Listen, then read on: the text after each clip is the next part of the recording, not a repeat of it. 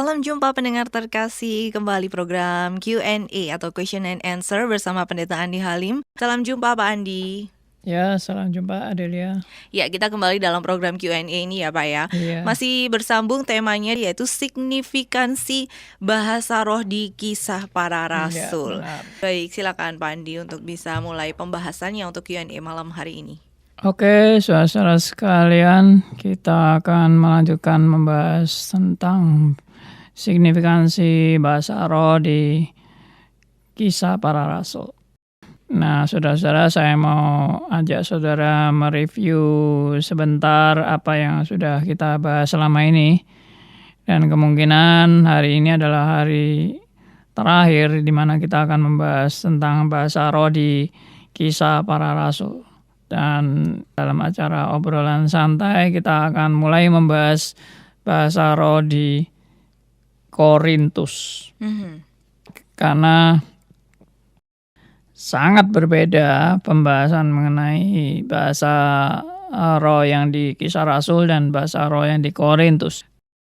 Tapi kali ini saya akan menuntaskan dulu dan kita review sebentar ini apa yang sudah kita bahas. Jadi bahasa roh itu istilahnya itu salah saudara-saudara ya. Tapi sementara ini saya masih pakai bahasa roh terus karena sudah terbiasa pakai bahasa roh. Nanti saya pakai istilah lain nggak ngerti ini apa. Jadi bahasa roh itu sebenarnya istilah yang salah. Di dalam bahasa aslinya nggak ada kata roh itu tidak ada ya. Yang ada itu dari akar katanya yaitu glosa. Dan glosa itu diterjemahkan dalam bahasa Inggris tongues. Memang tongues kalau diterjemahkan lagi ke Indonesia jadi lidah. Tetapi sebetulnya itu bukan terjemahan yang tepat. Karena secara linguistik arti tongues itu adalah memang berbahasa maknanya ya. Makna dari tongues itu berbahasa. Jadi tidak usah ditambah lidah, itu memang semua bahasa itu kan pakai lidah. Jadi saya sekarang bicara ini juga pakai lidah loh. Kalau nggak ada lidah kan saya bicaranya gitu ya. Karena nggak ada lidahnya. Jadi sebetulnya berbahasa, yang benar itu adalah berbahasa. Jadi karunia berbahasa. Nah jadi karunia berbahasa ini adalah karunia di mana saya bisa berbahasa bahasa asing yang saya nggak pernah pelajari. Dan itu terjadi di Kisah Para Rasul, di mana para rasul bisa berbahasa asing, yaitu bahasa suku bangsa lain dari berbagai suku macam-macam, karena orang Israel lagi berdatangan ke Yerusalem pada hari Pentakosta.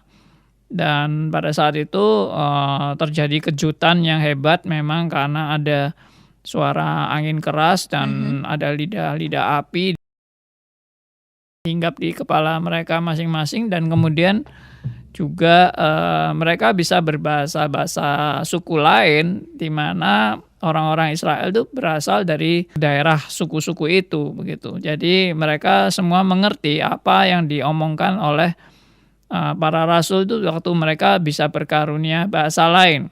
Dan terjemahan yang tepat itu adalah memang di Kisah Para Rasul ya, pasal 2 ayat 4 di mana mereka itu bisa berbahasa lain. Mereka penuh dengan roh dan mereka bisa berbahasa lain. Nah, itu terjemahan yang menurut saya paling tepat. Ya, sayangnya hanya di Kisah 2 ayat 4 situ saja disebut sebagai bahasa lain.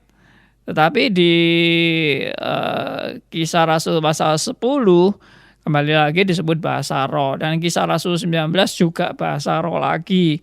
Jadi sebetulnya terjemahan ini kurang konsisten. Kalau memang mau konsisten, seharusnya di seluruh Kisah Rasul itu setiap mereka penuh dengan roh, mereka bisa berbahasa lain. Ya, oke. Lalu yang kedua yang saya mau review itu adalah bahwa bahasa roh ini atau bahasa lain ini itu memang dipakai Tuhan sebagai suatu tanda yang signifikan. Suatu tanda yang signifikan itu suatu yang penting, yang perlu, ya, yang betul-betul berarti dan bernilai begitu ya. Nah, itu maksudnya signifikan. Jadi waktu di Kisah Para Rasul, mereka bisa berbahasa lain itu bukan hanya sekedar pameran biar mereka bisa berbahasa lain, tapi jelas menunjukkan bahwa peristiwa itu adalah peristiwa di mana Tuhan yang bekerja dan memberikan karunia kepada para rasul untuk bisa berbahasa lain. Tujuannya apa? Nah, ini menjadi standar, peristiwa Pentakosta itu menjadi standar untuk menunjukkan nantinya menjadi satu indikator yang penting di dalam pekabaran Injil ke orang-orang yang bukan Yahudi. Nah, jadi itu menjadi standar peristiwa Pentakosta di mana para rasul itu bisa berbahasa lain. Peristiwa ini menjadi standar atau patokan di dalam adanya pekabaran Injil ke bangsa-bangsa lain yang bukan Yahudi. Ya. Nah, jadi ini bukan sekedar pameran bahasa lain, bukan. Tapi ini memang pekerjaan Allah. Ya. Dan pekerjaan Allah ini mempersiapkan penginjilan. Dan penginjilan itu adalah penginjilan ke orang-orang yang bukan Yahudi. Jadi saya bisa katakan bahwa bahasa roh di Kisah Rasul ini berkaitan erat sekali dengan konteks keyahudian. Ya, konteks keyahudian. Dan konteks keyahudian ini adalah dalam rangka misi pekabaran Injil kepada bangsa-bangsa yang bukan Yahudi. Ya, saudara, kalau sudah mengikuti semua yang saya jelaskan ini, kalau nggak salah semuanya ada sampai 10 bagian ya, karena satu hari ada 2 bagian, dan ini adalah hari kelima sejak kita membahas Pentakosta dan fenomenanya. Kembali lagi, jadi ini adalah dalam rangka misi pekabaran Injil ke orang-orang bukan Yahudi, dan bahasa roh ini menjadi satu standar patokan yang penting untuk bisa mengetahui bahwa Injil sudah sampai kepada bangsa-bangsa lain. Nah, kelihatannya ya semoga bisa ngeh semua ya dengan apa yang saya jelaskan, dan saudara yang sudah mengikuti dari awal pasti bisa menangkapnya.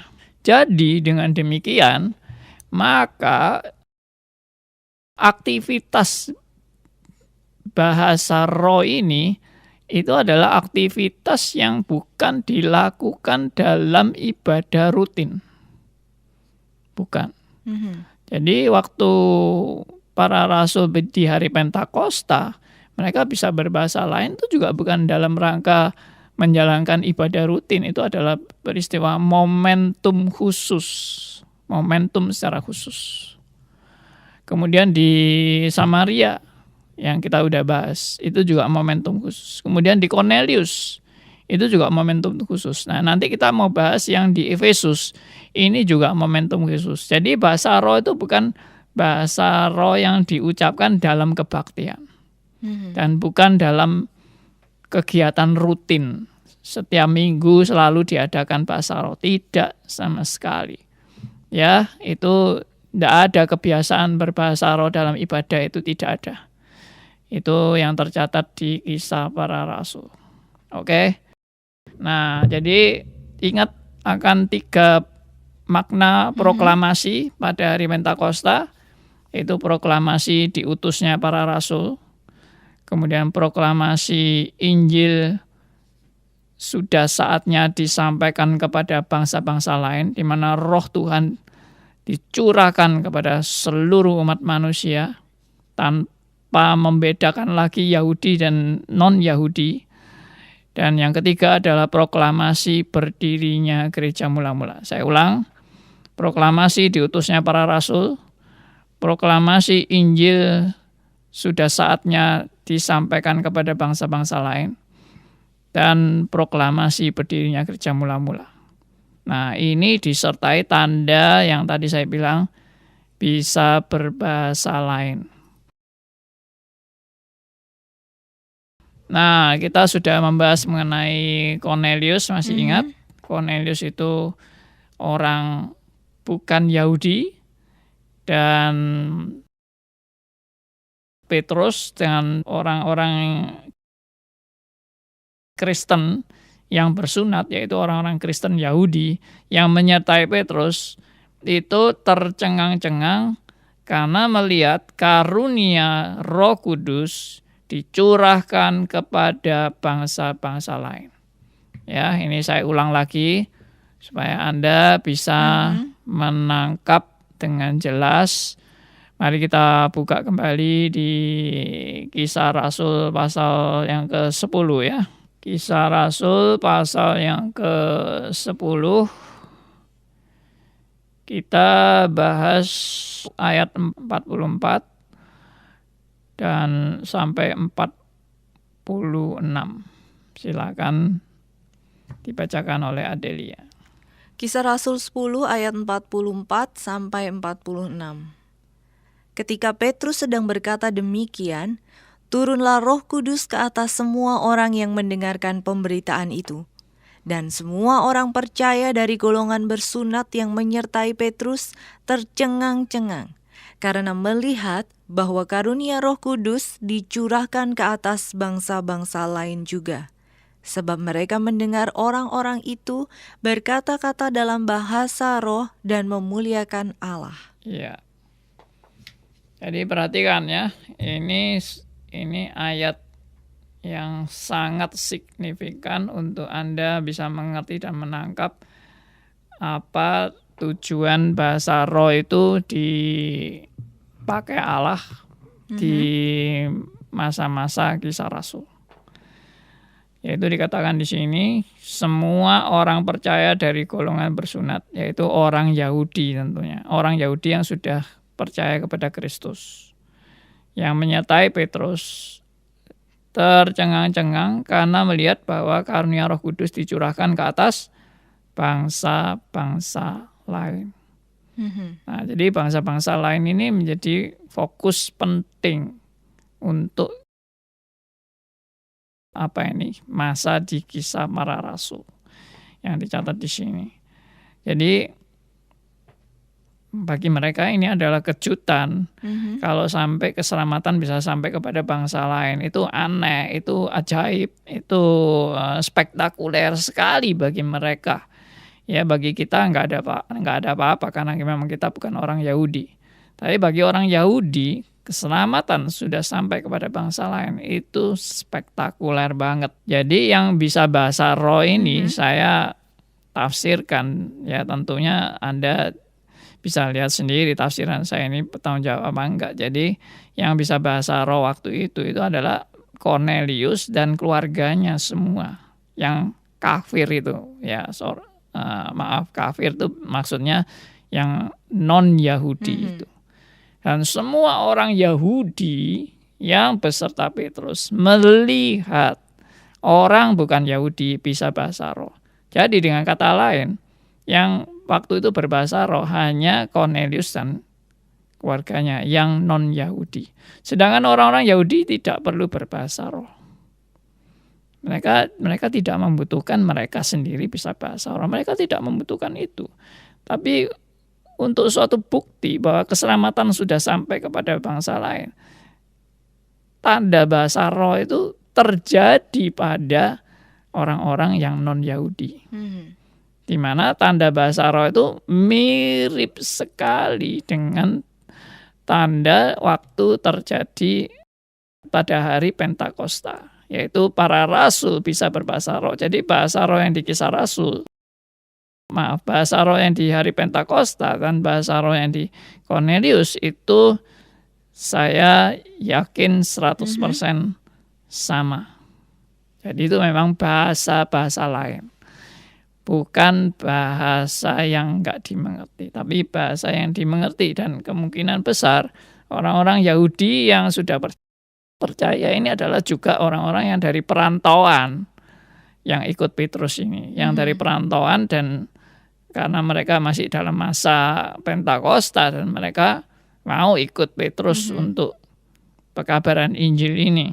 Perhatikan di sini, yaitu di ayat 46, ya tadi 46 sudah. Sekarang kita baca ayat 47 dan 48. Baik, Kisah Para Rasul 10 ayatnya yang ke-47 dan 48. Bolehkah orang mencegah untuk membaptis orang-orang ini dengan air, sedangkan mereka telah menerima Roh Kudus sama seperti kita? Lalu ia menyuruh mereka dibaptis dalam nama Yesus Kristus. Kemudian mereka meminta Petrus supaya ia tinggal beberapa hari lagi bersama-sama dengan mereka. Ya, jadi peristiwa ini khusus bahasa roh itu khusus terjadi pada mereka-mereka yang non-Yahudi. Ya, lalu Petrus bilang apa? Bolehkah orang mencegah untuk membaptis orang-orang dengan air, sedangkan mereka telah menerima Roh Kudus sama seperti kita. Nah, perhatikan. Mereka telah menerima Roh Kudus sama seperti kita. Nah, pengertian menerima Roh Kudus pada waktu itu sangat signifikan, yaitu sama dengan hari Pentakosta. Sama seperti kita. Sama seperti kita itu kapan samanya? Ya hari Pentakosta. Ya, jadi di hari Pentakosta yang menerima karunia seperti ini itu adalah para rasul yang bersaksi. Ya, ada orang yang menambahkan bukan hanya para rasul tapi orang-orang yang hadir pada waktu itu semua bisa, menurut saya kok enggak ya. Enggak semua bisa bahasa roh. Atau murid-murid Kristus yang lain katanya enggak harus 11 orang ini, tapi juga murid-murid yang lain. Kristus punya murid 70, punya murid ratusan murid ya. Ya, tapi saya enggak terlalu fokus di situ, tapi yang pasti para rasul itu bisa berbahasa lain dan itu menjadi patokan. Waktu Cornelius dan keluarganya bisa bahasa lidah sama bahasa atau bahasa lain sama dengan hari Pentakosta, itu langsung connect gitu, langsung connect, dan ini peristiwa yang sama seperti kita. Nah itu. Jadi isu ini penting, isu keyahudian dan non-Yahudi ini sangat penting pada waktu itu. Ingat bahwa Petrus sebelum ke Cornelius disuruh apa? Disuruh makan binatang haram. Nah, jadi ini semua berkaitan, saudara.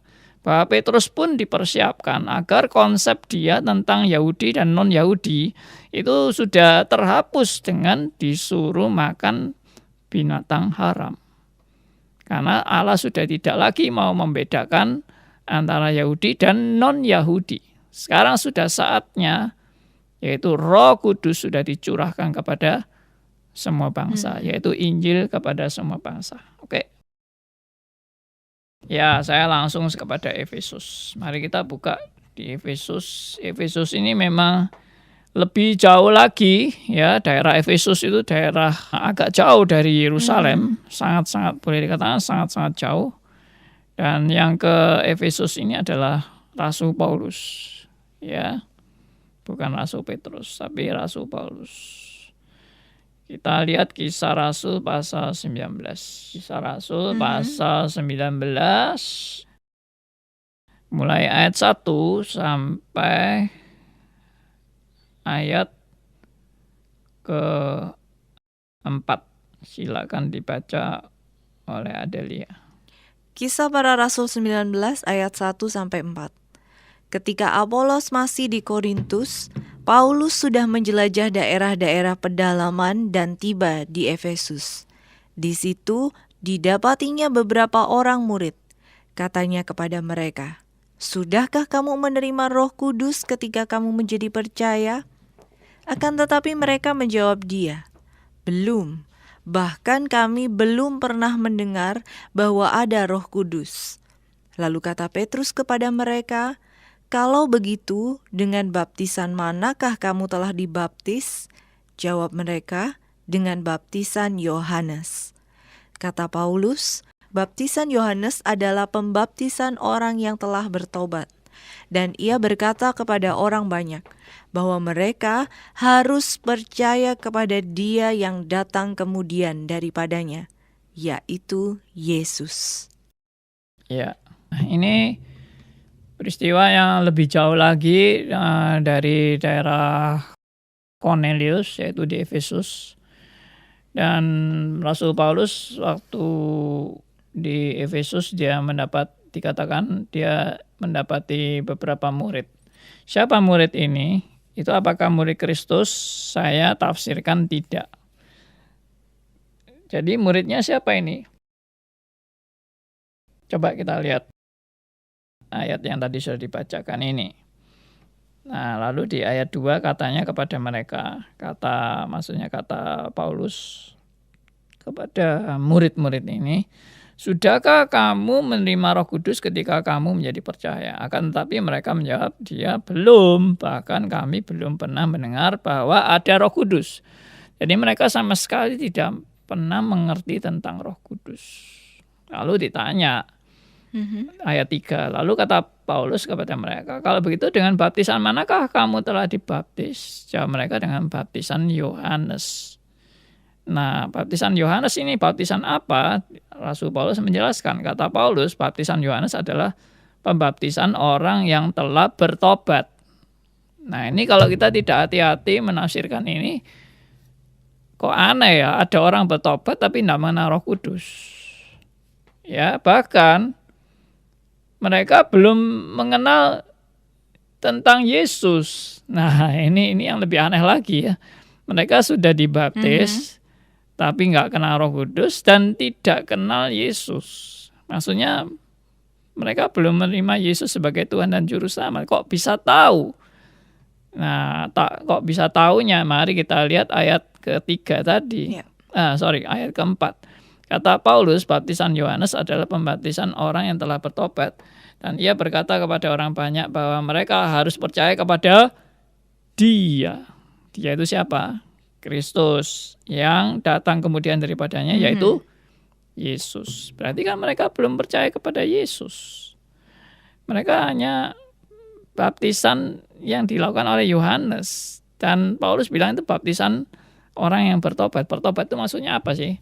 Nah, budaya pada waktu itu, pada zaman Yohanes Pembaptis, ini yang membaptis ini Yohanes Pembaptis. Ya, jadi budayanya adalah orang-orang Yahudi itu sudah punya suatu tradisi yang terjadi pada waktu itu, bahwa mereka yang menyesali dosa-dosanya dan minta diampuni dosanya, mereka ada satu budaya membersihkan dosa. Dan membersihkan dosa itu bagaimana? Yaitu dengan memberi diri dibaptis. Nah, itu yang dilakukan oleh Yohanes Pembaptis. Membaptis orang-orang Yahudi yang menyesali dosa-dosanya dan mau kembali berbuat baik.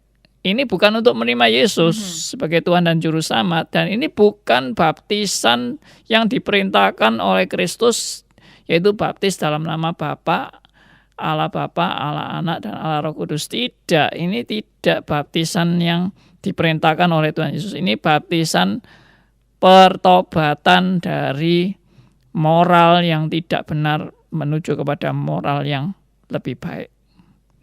Ya, jadi penyesalan akan dosa-dosa, mungkin dosa perzinahan, mungkin dosa sudah membunuh orang atau merampok atau apapun lah, ya, merasa diri tidak berkenan kepada Allah, ingin menyucikan diri. Nah, itu yang terjadi suatu budaya pada waktu itu. Oke. Jadi dengan kata lain, murid ini belum percaya kepada Yesus dan belum pernah tahu Roh Kudus. Nah, lalu akhirnya Paulus mengabarkan Injil kepada mereka, ya, dan akhirnya mereka mau terima. Jadi di ayat yang ke-5, ketika mereka mendengar hal itu, mereka memberi diri mereka dibaptis dalam nama Tuhan Yesus. Dan apa yang terjadi setelah mereka dibaptis? Ayat 6-nya silakan dibaca oleh Adelia. Ya, kita membaca dari Kisah Para Rasul 19 ayat 6. Dan ketika Paulus menumpangkan tangannya di atas mereka, turunlah Roh Kudus ke atas mereka, Dan mulailah mereka berkata-kata dalam bahasa roh dan bernubuat. Jadi ini kembali lagi peristiwa orang yang belum menerima Yesus mendapatkan karunia bisa berbahasa lain. Sebagai tanda bahwa mereka benar-benar sudah menerima anugerah keselamatan. Apakah mereka ini orang-orang non-Yahudi? Saya tafsirkan ya. Mereka adalah orang-orang non-Yahudi. Dan mereka kemungkinan sudah menjadi orang yang pengikut Yudaisme, pengikut agama Yahudi.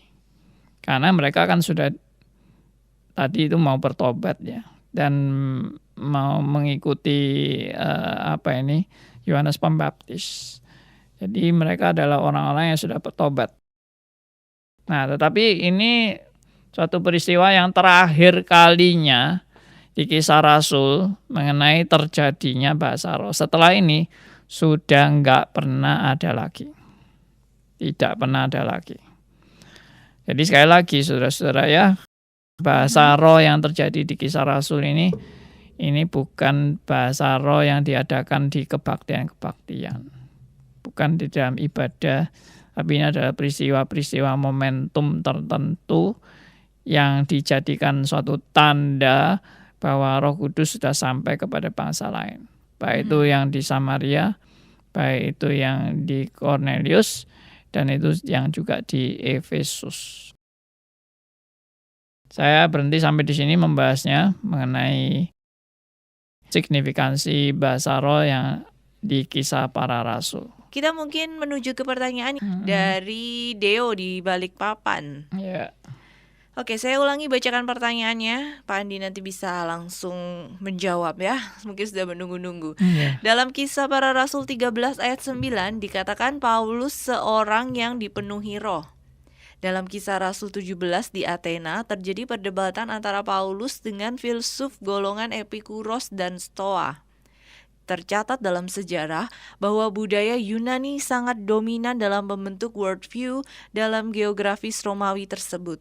Pertanyaannya, apakah dalam peristiwa perdebatan Paulus tersebut termasuk yang di Areopagus dapat dikategorikan bahasa roh sebagaimana bahasa roh yang terjadi dalam Kisah Rasul 2? Mengingat Paulus seorang Yahudi tulen, berbahasa Yahudi dan Romawi, tentu ia berdebat dengan bahasa Yunani.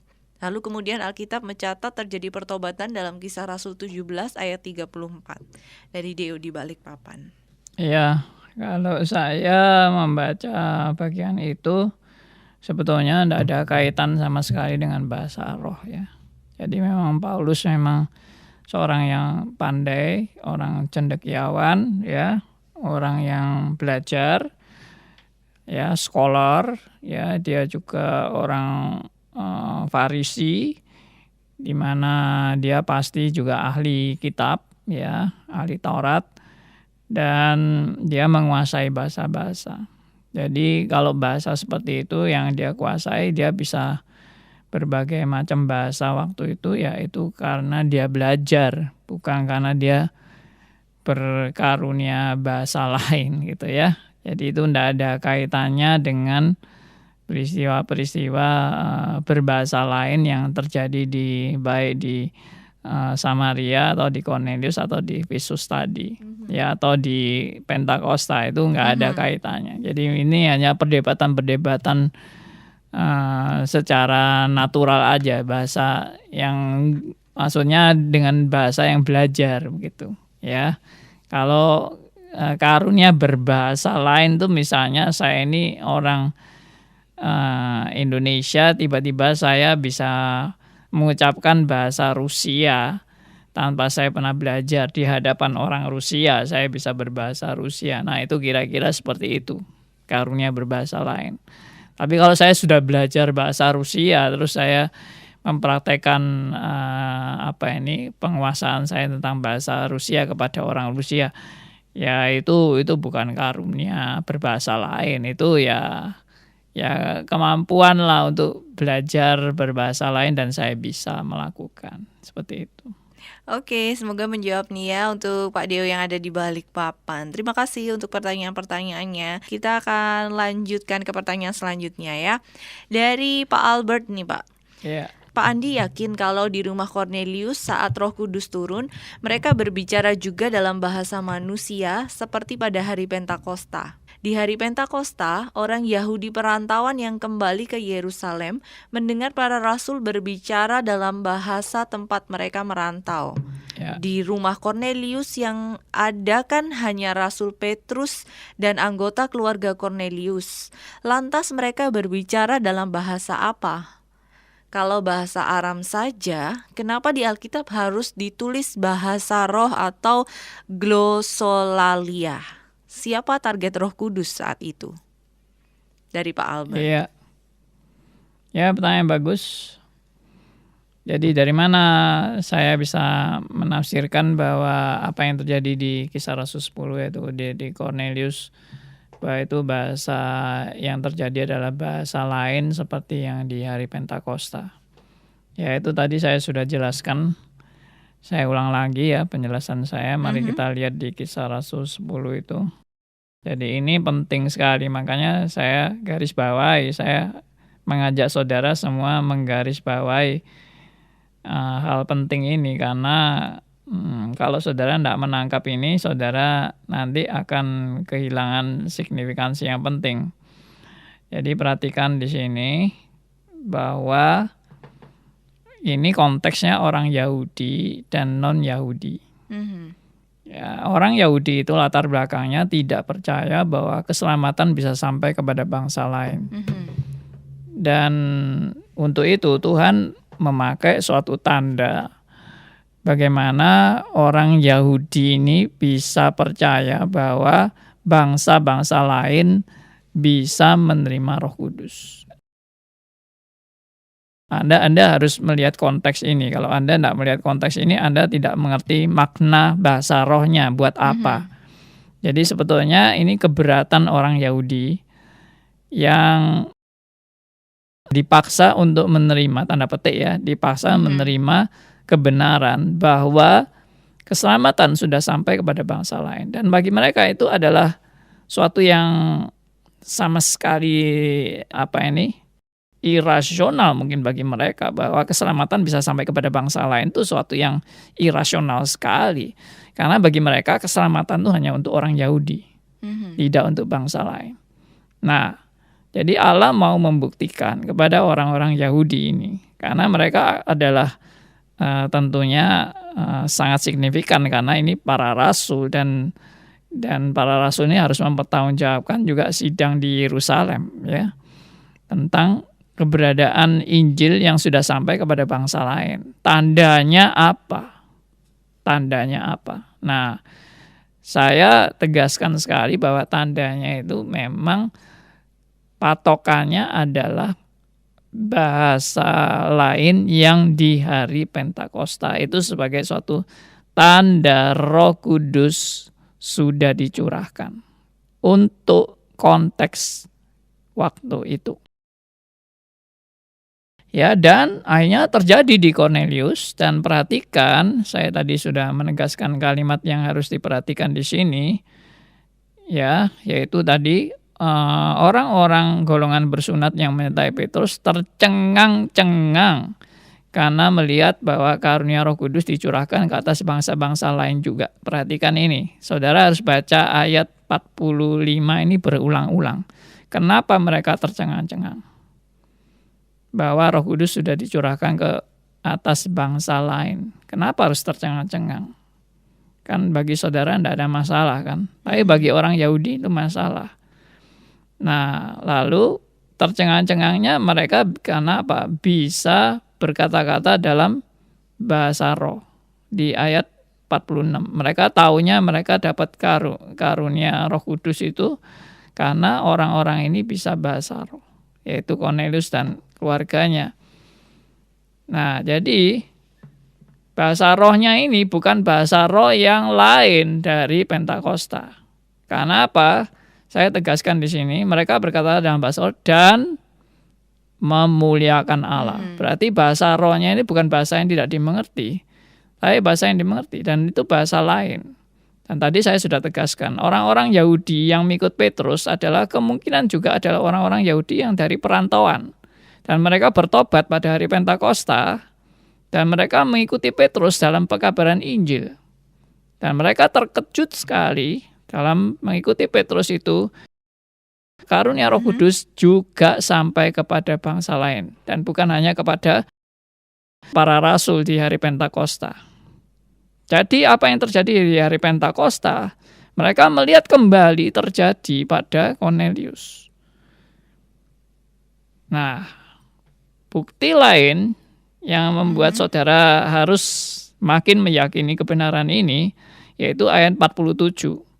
Saya akan bacakan. Bolehkah orang mencegah untuk membaptis orang-orang ini dengan air, sedangkan mereka telah menerima Roh Kudus sama seperti kita? Nah, perhatikan kata sama seperti kita. Yang dimaksud seperti kita itu apa? Peristiwa apa? Ya peristiwa Pentakosta, tidak ada yang lain. Karena peristiwa Pentakosta itu adalah kejutan yang pertama. Ya, di mana mereka melihat cara Allah bekerja secara spektakuler sekali, di mana para rasul bisa berbahasa-bahasa suku-suku lain yang mereka tidak pernah pelajari, yaitu dari suku-suku di mana mereka ada di perantauan mereka di daerah Asia kecil itu. Jadi ini sangat-sangat penting dipakai Tuhan sebagai tanda untuk meyakinkan orang Yahudi bahwa keselamatan sudah sampai kepada bangsa lain. Ya, itu penjelasan saya.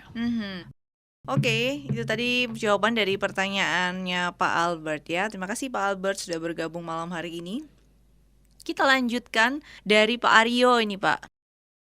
Oke, ini tadi Pak Aryo ini memberikan pertanyaannya lewat sebuah gambar sebenarnya. Mungkin Pak Andi dan pendengar semuanya belum bisa lihat, saya coba untuk menggambarkan aja ya. Jadi Pak Aryo ini menulis bahasa roh, kemudian ditanda panahkan ke samping 3 jenis. 1, bahasa asing. 2, bahasa roh. Kemudian nomor 2 bercabang, A, tidak dimengerti, B, dimengerti karena bisa diterjemahkan dalam tanda kurung oleh orang yang dikaruniai kemampuan itu. Apa masih ada jenis lain? Tanda tanya. Gimana Pak? Kemudian ditekankan lagi di bawahnya oleh Pak Aryo. Apa masih adakah bahasa roh yang lain lagi? Oke, jadi bahasa roh yang saya sudah jelaskan di Kisah Rasul adalah bukan bahasa roh, tapi berbahasa lain, yaitu bahasa-bahasa suku-suku lain, dan itu dimengerti dengan jelas, ditangkap oleh pendengarnya, dan mereka memahami karena mereka berasal dari daerah di mana bahasa itu dipakai. Ya, daerah asal mereka perantauan mereka lah, daerah perantauan mereka di mana mereka hidup di sana, itu ternyata para rasul bisa bahasa mereka. Ya, itu yang di Kisah Rasul. Sedangkan ada bahasa roh yang tidak dimengerti dan yang bisa diterjemahkan dan sebagainya. Nah, itu nanti kita bahas. Sekarang ini kita sedang membahas bahasa roh di Kisah Rasul, sudah sampai hampir session ke-10 ya, untuk membahas bahasa roh ini. Jadi bahasa roh di Kisah Rasul. Jadi kita belum sama sekali menyentuh bahasa roh yang di Korintus. Nah, ini juga ada masalah besar di Korintus ini. Banyak orang yang salah paham di dalam membahas bahasa roh di Korintus, dan memang banyak sekali perbedaan pendapat. Dalam hal ini nanti kita akan belajar bersama. Oke, itu tadi Pak Aryo ya, sedikit menjawab tapi sedikit tunggu lagi ya. Baik Pak Andi, kita mungkin melanjutkan. Silakan Pak Andi. Ya saudara, jadi saya kembali mengulang kenapa kok Tuhan mau pakai tanda bahasa roh ini di Kisah Para Rasul ya. Jadi ini latar belakangnya adalah latar belakang Yudaisme atau keyahudian, di mana mereka merasa sangat super, menjadi bangsa yang sangat super. Dan mereka kebablasan ya, merasa bangsa yang super itu mereka kebablasan, sampai mereka begitu sombongnya dengan keyahudian. Dan Tuhan pun menghajar bangsa yang sangat sombong ini dan tidak hormat kepada Allahnya, sehingga bangsa ini mengalami hukuman daripada Tuhan. Mereka dijajah oleh bangsa kafir dan mereka jadi budak bangsa kafir. Nah, ini bayangkan ya, dari bangsa yang begitu superior dan hebat, lalu Tuhan hajar sehingga mereka boleh dikatakan ya mau sombong pun sudah nggak ada dasarnya lagi ya, karena mereka sudah tidak ada sesuatu yang mereka bisa sombongkan. Kenapa bangsa pilihan bisa dijajah seperti ini? Itu yang latar belakangnya. Lalu yang kedua adalah terjadinya hari Pentakosta ini adalah penggenapan nubuatan dari kitab Yoel yang dikutip oleh Rasul Petrus pada waktu khotbah pada hari Pentakosta. Nah, jadi kitab Yoel ini sedang menubuatkan apa? Bahwa nanti roh Tuhan itu akan dicurahkan kepada bangsa-bangsa lain, kepada semua bangsa. Nah, itu digenapi pada hari Pentakosta. Jadi memang sudah ada tanda-tanda bahwa Tuhan tuh mau pakai bahasa orang asing ya untuk memberitakan kebenaran justru kepada orang-orang Yahudi.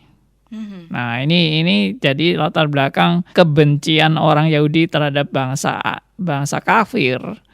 Itu justru dipakai Tuhan bahasa bangsa kafir ini untuk menyatakan kebenaran. Nah, ini juga mau menunjukkan bahwa tidak ada lagi pembedaan antara Yahudi dan non-Yahudi. Kamu jangan sombong terus nih. Ya, kamu jangan merasa bangsa superior terus, karena Tuhan sudah mau pakai bangsa-bangsa lain. Ya, dan terbukti memang akhirnya bangsa-bangsa lain juga menerima Roh Kudus. Yaitu yang mereka dikatakan tadi kaget, terkejut, tercengang-cengang karena melihat karunia roh dicurahkan kepada bangsa lain. Nah, ini isu besar di Kisah Para Rasul, saudara-saudara. Saudara kalau tidak menangkap ini, saudara pikir itu biasa-biasa aja, bahasa roh gitu-gitu aja. Oh ya bahasa roh, mari kita meniru bahasa roh. Itu nggak ngerti konteksnya sama sekali. Tapi kalau saudara mengerti konteks ini, maka saudara tidak akan gampang-gampang mau meniru ya, karena ini memang sangat khusus sekali. Ya, tema bahasa roh di Kisah Para Rasul. Dan sekali lagi saya tadi katakan, ini nggak pernah dilakukan dalam ibadah. Ya, jadi kalau orang sekarang mau meritualkan bahasa roh dalam ibadah, itu dasar di Kisah Rasul itu nggak ada sama sekali. Ya, nanti paling-paling mengikuti dasar yang di Korintus. Nah, itu nanti kita akan bahas yang di Korintus. Tapi di Kisah Rasul ini tidak ada dasar sama sekali bahwa orang Kristen beribadah itu pakai bahasa roh. Nggak ada. Lalu ada satu hal lagi yang saya mau sebutkan yang mungkin belum saya ungkapkan ya. Bahwa pada hari Pentakosta itu kan Rasul Petrus kan berkhotbah. Berkhotbah tentang kitab Yoel itu, nubuatan kitab Yoel. Dan setelah Rasul Petrus berkhotbah, lalu 3.000 orang yang bertobat, yang laki-laki ya, dengan perempuan mungkin sekitar 5.000-an. Itu orang itu bertobat dan dibaptis. Dan mereka yang bertobat dan dibaptis kira-kira 5.000 orang itu, tidak ada sama sekali peristiwa mereka mengalami bahasa roh. Nah, jadi pertobatan orang Yahudi tidak membutuhkan mereka menerima bahasa roh. Kenapa? Karena sesama Yahudi, mereka percaya kalau sesama Yahudi itu ya keselamatan memang disiapkan untuk bangsa Yahudi gitu loh. Tapi kalau keselamatan untuk bangsa lain, untuk bangsa kafir, itu mereka tidak connect sama sekali dalam pikiran mereka bahwa orang bukan Yahudi kok bisa terima keselamatan, itu sama sekali nggak terpikir oleh mereka. Nah, sehingga tanda itu tidak terjadi pada jemaat mula-mula, tapi justru terjadi pada Samaria. Justru terjadi pada Cornelius. Justru terjadi pada Efesus. Nah, itu. Dan orang Yahudi tidak pernah iri. Maksudnya iri, kok aku nggak bisa bahasa roh ya? Itu. Kok aku nggak bisa bahasa roh? Mereka cuma tercengang-cengang kok mereka bisa dapat karunia sama seperti pada hari Pentakosta. Itu aja. Itu aja yang menjadi keheranan mereka. Nah, ini saya harap saudara ngeh ini. Kenapa pada waktu jemaat mula-mula terjadi, yaitu 5.000 orang yang dibaptis itu, mereka sama sekali tidak berbahasa roh. Oke, itu tambahan dari saya. Oke, ini kelihatannya Pak Elia memberikan tanggapan. Tapi agak terputus-putus, jadi nggak apa-apa Pak Elia, tetap lanjutkan aja chatnya sambil kita bahas juga di sini. Signifikansi bagi kita saat ini apa, Pak? Apakah biar keren, biar gaul, biar apalah, biar kita tidak dikucilkan? Saya kok alergi melihat sekitar saya melakukan hal-hal begitu ya. Ini begitu yang mana nih? Oke, silakan Pak Andi mungkin bisa tanggapi dan tahu nih maksudnya Pak Elia. Ya, oke. Saya mau kembali lagi kepada makna proklamasi. Jadi hari Pentakosta adalah proklamasi yang pertama diutusnya para rasul oleh Allah sendiri. Ya, jadi fenomena-fenomena itu terjadi untuk menunjukkan bahwa peristiwa ini adalah peristiwa yang datang dari Allah. Dan peristiwa yang datang dari Allah itu ada 3 makna. Yang pertama diutusnya para rasul oleh Allah sendiri. Yang kedua adalah Injil sudah saatnya diberitakan kepada bangsa-bangsa lain. Dan yang ketiga adalah berdirinya gereja mula-mula. Nah, kalau ditanya signifikansinya apa bagi kita? Apakah kita perlu mengulang hari Pentakosta? Jawabannya sama sekali tidak perlu. Karena proklamasi itu tidak perlu diulang. Proklamasi kemerdekaan tidak perlu diulang. Itu hanya 1 kali terjadi untuk seterusnya. Tapi yang perlu adalah diperingati, bukan diulang.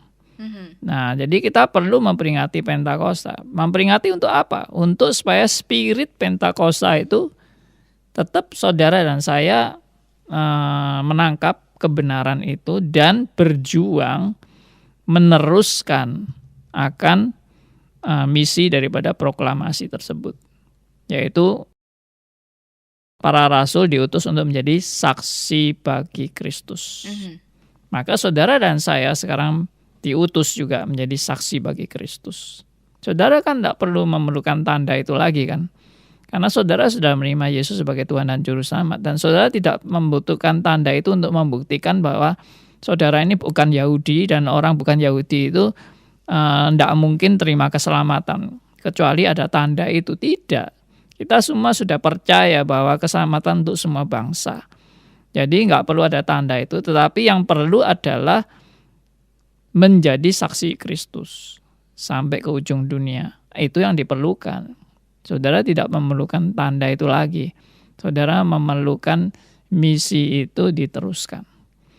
Ya, karena saudara adalah murid Kristus. Yang kedua adalah Injil diberitakan kepada semua bangsa. Nah, ini artinya adalah pemberitaan Injil itu ke seluruh dunia dan ke seluruh bangsa. Tidak ada diskriminasi, tidak ada keistimewaan kepada bangsa-bangsa tertentu. Semua Tuhan mengasihi semua bangsa dan Tuhan memakai juga pekabaran Injil atau pemberita-pemberita Injil kepada seluruh bangsa. Tidak terkecuali. Dan yang ketiga adalah Tuhan mendirikan gereja dan memelihara gerejanya. Sampai saat ini kita percaya bahwa gereja Tuhan yang sejati terus dalam pemeliharaan Tuhan sampai Tuhan Yesus datang kedua kalinya. Nah, inilah aplikasi buat saudara dan saya sampai akhir zaman. Jadi apakah tanda itu diperlukan? Apakah kalau saya gini, kalau ada orang tanya apa tanda-tanda itu apa nggak boleh kita juga alami gitu loh. Pertanyaan saya, kamu ini orang Yahudi atau bukan sih? Nah gitu aja. Kalau kamu merasa orang Yahudi, mungkin kamu masih perlu tanda itu. Tapi sebetulnya itu juga tidak perlu. Kenapa? Karena sudah tercatat di Kisah Rasul bahwa orang Yahudi melihat bangsa-bangsa lain menerima karunia Roh Kudus. Itu sudah sebagai suatu bukti bahwa Injil sudah sampai kepada bangsa-bangsa lain. Dan waktu itu diperlukan tanda itu untuk mengesahkan bahwa memang benar Allah sudah mengaruniakan karunia Roh Kudus itu kepada bangsa-bangsa lain. Ya, untuk ini saya mau mengulang lagi, mengajak saudara untuk membaca dari Kisah Rasul pasal yang ke-11. Ini yang sudah kita baca yang lalu. Tapi kita baca lagi. Di Kisah 11 ini Petrus bersaksi mengenai bagaimana dia datang kepada Kornelius dan mendapat penglihatan, ya, itu disaksikan di sidang Yerusalem, penglihatan mengenai binatang haram. Ya. Nah, lalu Pak Petrus disuruh makan binatang haram, itu yang menjadi suatu hal yang tidak mungkin bagi Petrus, tapi harus dimakan. Nah, itu menunjukkan bahwa tidak ada lagi pembedaan antara Yahudi dan non-Yahudi. Nah, lalu Petrus bersaksi di ayat pas Kisah Rasul pasal 11 ayat yang ke-11. Ayat yang ke-15. Ya, kita lihat ayat 15 sampai ayat ke-18. Ini dibacakan oleh Adelia. Baik, kita membaca Kisah Para Rasul 11 ayat 15 sampai 18. Dan ketika aku mulai berbicara, turunlah Roh Kudus ke atas mereka sama seperti dahulu ke atas kita. Maka teringatlah aku akan perkataan Tuhan. Yohanes membaptis dengan air, tetapi kamu akan dibaptis dengan Roh Kudus. Jadi jika Allah memberikan karunia-Nya kepada mereka sama seperti kepada kita pada waktu kita mulai percaya kepada Yesus Kristus, bagaimanakah mungkin aku mencegah Dia? Ketika mereka mendengar hal itu, mereka menjadi tenang lalu memuliakan Allah, katanya. Jadi kepada bangsa-bangsa lain juga Allah mengaruniakan pertobatan yang memimpin kepada hidup. Ya, saudara tidak perlu minta bukti lain lagi bahwa ini masalah keyahudian yang sangat penting. Ya, perhatikan lagi di ayat yang ke-15 diulang lagi. Ya, ketika aku mulai berbicara, turunlah Roh Kudus ke atas mereka sama seperti dahulu ke atas kita. Nah, perhatikan, sama seperti dahulu ke atas kita. Maksudnya kita ini adalah para rasul itu yang sudah mengalami karunia Roh Kudus, bisa berbahasa lain. Nah, jadi akhirnya Petrus bilang, ya karena itu Tuhan sudah memberikan karunia-Nya kepada mereka. Di ayat yang ke-17, perhatikan ayat 17 lagi, Kisah 11 ayat 17. Jadi jika Allah memberikan karunia-Nya kepada mereka sama seperti kepada kita. Yang dimaksud mereka itu adalah orang bukan Yahudi. Lalu kita itu adalah orang Yahudi. Ya.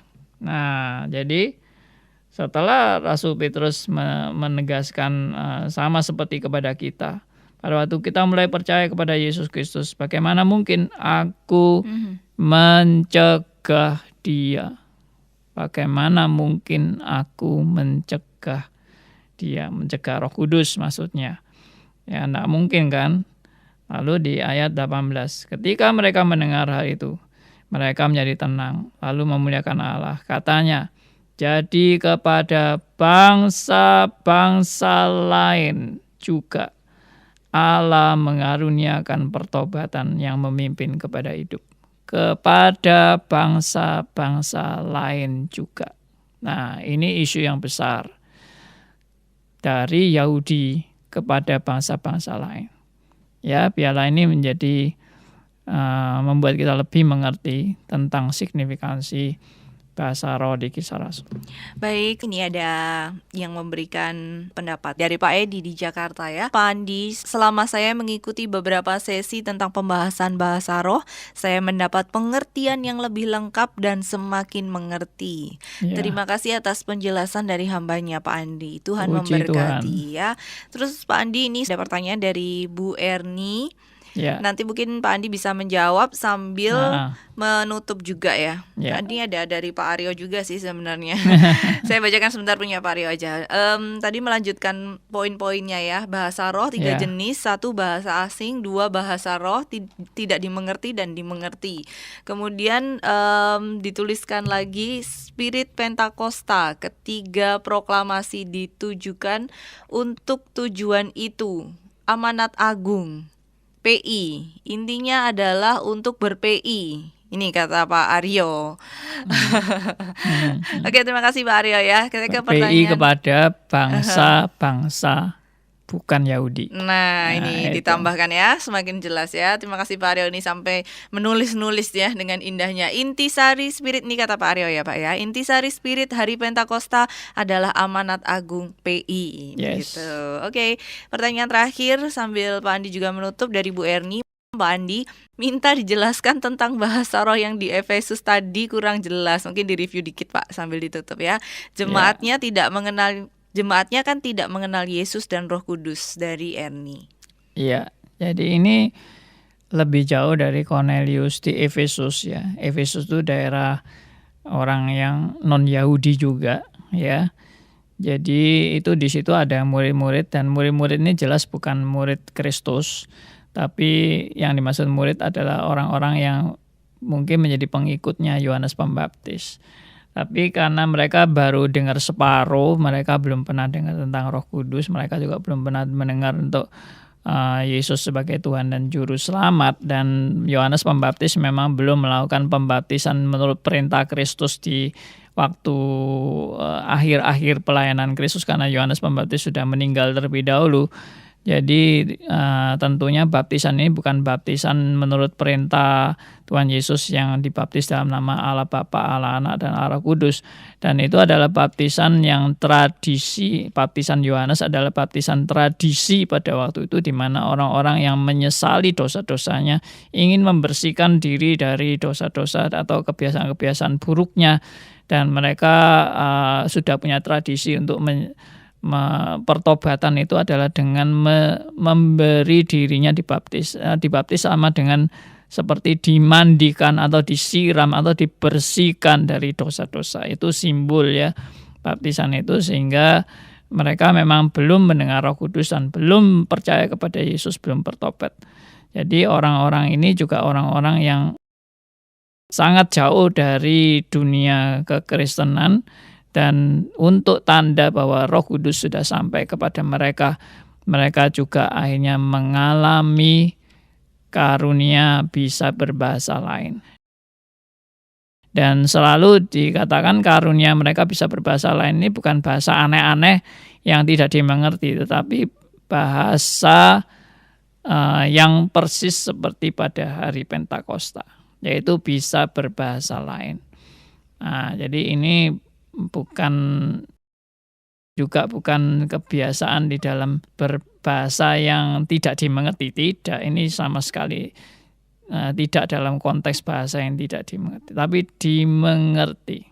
Nah, nanti saya akan comparekan tentang bahasa roh yang di Kisah Rasul dan bahasa roh yang di Korintus. Nah, ini memang ada kejutan, tapi tentunya bertahap ya. Membahas di Korintus juga sangat kompleks sekali dan perlu mengerti latar belakang dari kitab Korintus. Nah, oke, sebagai kesimpulan, maka sekali lagi belajar bahasa lidah atau bahasa roh atau bahasa lain di Kisah Rasul itu adalah konteks penginjilan kepada bangsa-bangsa bukan Yahudi. Istilahnya dari Yahudi penginjilan ke bukan Yahudi, maka perlu ada tanda-tanda berbahasa lain, yaitu tanda-tanda yang dialami oleh para rasul di hari Pentakosta. mereka mendapat karunia bisa berbahasa lain. Dan itu dipakai sebagai hal yang signifikan, sebagai suatu tanda bahwa Injil sudah sampai kepada bangsa lain. Kenapa perlu penting seperti itu? Karena orang-orang Yahudi merasa bahwa keselamatan hanya untuk bangsa Yahudi saja, tidak untuk bangsa lain. Mereka menganggap bangsa lain adalah bangsa kafir, bangsa kotor, bangsa yang dibuang Tuhan. Tapi yang disayangi Tuhan hanya orang Yahudi saja. Nah, ini konsep lama mereka harus diubah, yaitu dengan cara Rasul Petrus disuruh makan makanan binatang haram. Ya, kemudian Tuhan juga pakai bahasa orang bukan Yahudi untuk memberitakan kebenaran firman Tuhan.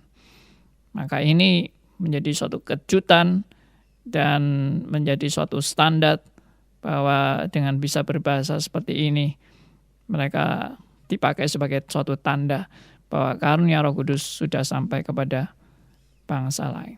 Mari kita berdoa, bersyukur pada Tuhan, dan kita memang tidak perlu mengulang lagi hari Pentakosta ini. Tidak ada Pentakosta kedua, tidak ada Pentakosta ketiga, hanya Pentakosta satu kali untuk seterusnya. Proklamasi hanya satu kali untuk seterusnya. Kemerdekaan Indonesia hanya satu kali untuk seterusnya. Mari kita berdoa. Bapa yang di surga, kami sungguh bersyukur atas anugerah Tuhan bagi kami semua. Tuhan memberkati apa yang sudah kami pelajari, memperlengkapi kami sebagai anak-anak Tuhan untuk mengerti kebenaran, dan kami boleh juga memberitakan kebenaran ini kepada mereka yang belum paham. Kami serahkan doa kami. Kami serahkan seluruh pendengar radio RMC dimanapun berada. Dalam nama Tuhan kami Yesus Kristus, Tuhan dan Juru Selamat kami yang hidup sampai selamanya. Amin.